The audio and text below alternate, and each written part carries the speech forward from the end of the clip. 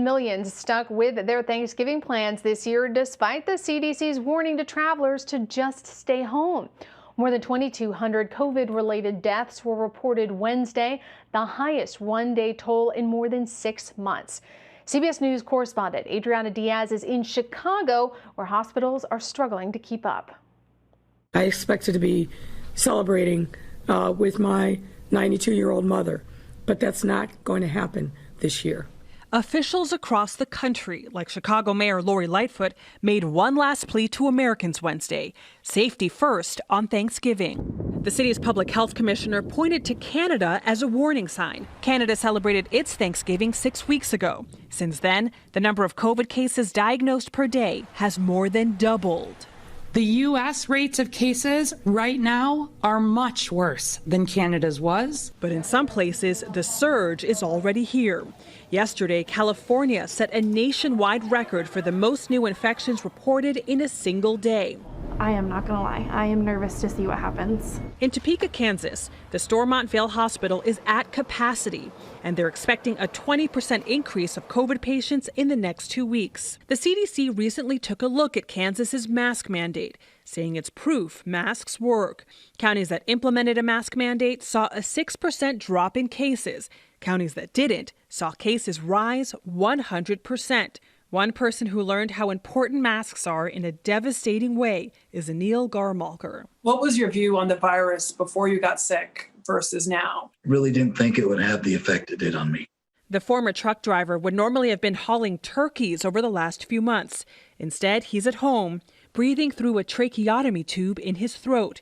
He says his main concern when he got sick was his family. I mean, the last thing I thought, and I prayed, scared that I had infected my wife and my kids and my mom. You don't think that you're going to be a widow at 33, but that was a reality I had to face at that time. That's why doctors are urging us all to be safe this Thanksgiving. And as a warning, doctors here at Northwestern say many of their adult COVID patients actually got infected at small gatherings inside homes. They say with cases as high as they are, you should assume anyone you come in contact with outside of your household is contagious. Adriana Diaz, CBS News, Chicago. For more on what we need to know about the coronavirus, let's bring in Dr. Shoshana Ungerleider. She's an internal medicine physician at the California Medical Center. Thank you so much for being with us. As we mentioned, millions of Americans are traveling for Thanksgiving despite these dire warnings from health officials. And we're also seeing an increase in the demand for COVID tests. But of course, we know those COVID tests aren't 100% accurate. So how much do we know about how the tests can protect us and what else people should be doing? Well, happy Thanksgiving to you. It's true. We have seen a large increase in demand for testing, and I'm afraid that people have gotten a really false sense of security from seeing one negative test. What we know is that this virus has around a 14-day incubation period, and you can spread the virus well before you have symptoms, or you may just be somebody who's completely asymptomatic. And therefore, one negative test doesn't mean that you don't have the virus. I'm extremely worried about the millions and millions of people who opted to travel this year to see loved ones. I think we're going to see a catastrophic increase in new cases and hospitalizations and deaths before Christmas. And so thinking about one negative test being one piece of data, but it's also very important if you absolutely have to travel and see other people that you give yourself at least 10 to 14 days of a quarantine period to make sure that you don't develop symptoms. Now, Wednesday was the deadliest day of the pandemic since May, but the new data from the CDC shows that a smaller proportion of people who catch the virus are dying from it compared to what we saw in the spring. So help us understand what's happening there. That's right. So with a larger percentage of young people being infected over the last many months, who are of course at lower risk of death, as well as our better understanding of how to best treat people who require hospitalization, death rates are in fact lower, which is great. However, this may change with the current surge of new cases that we're seeing across the U.S. People can only receive good medical care if we have enough hands and supplies and beds to go around. when a healthcare system gets overwhelmed, you have negative health outcomes. So this may be one reason why the death rate was much higher in the spring. And I fear that we're in that dire scenario right now, where we're going to see an increased death rate, given that our hospitals and our healthcare workers are completely overburdened in much of the country. So since unveiling its promising preliminary results, AstraZeneca, they've actually acknowledged that they had a key mistake in their vaccine dosage during the clinical trials. We know there are a lot of people who are apprehensive about this vaccine process. So explain to us what this mistake was and what it might mean for the efficacy of this vaccine.